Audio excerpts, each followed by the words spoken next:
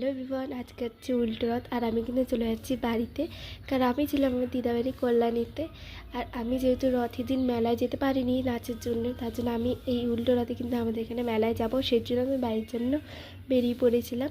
আমি কিন্তু বাড়িতে এসে 1 মিনিটও দেরি করিনি, আমি সঙ্গে সঙ্গে রেডি হয়ে গেছি মেলায় যাওয়ার জন্য, কারণ বাড়ি আস্তে আস্তে আমার প্রায় 7টা বেজে গেছি। আমি কিন্তু এখন বাজারে চলে এসেছি, আর মেলাটা হচ্ছে আমাদের বাজারের মন্দিরেই হয়।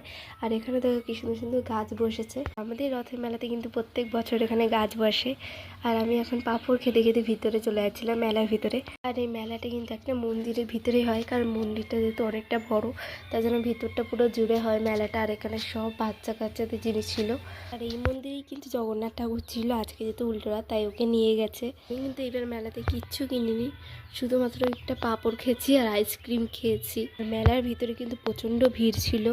মেলাটা একটুখানি হলে হবে কি, কিন্তু প্রচুর মানুষ ছিল, প্রচণ্ড গরম লাগছিল ভিতরটা। আমি কিন্তু কোনো রকমে ঘুরেই কিন্তু বাইরে বেরিয়ে এসেছি, কারণ অত গরমের মধ্যে আমার কাছে থাকা সম্ভব না, যেহেতু আমি কিছু কিনবোই না।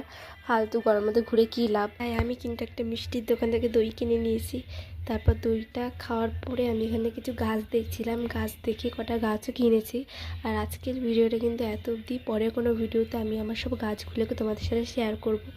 আর এই ব্লগটা ভালো লাগলে অবশ্যই লাইক কমেন্ট শেয়ার করে যেও, আর সাবস্ক্রাইব করতে কিন্তু একদমই ভুলবে না। তো আজকে টাটা।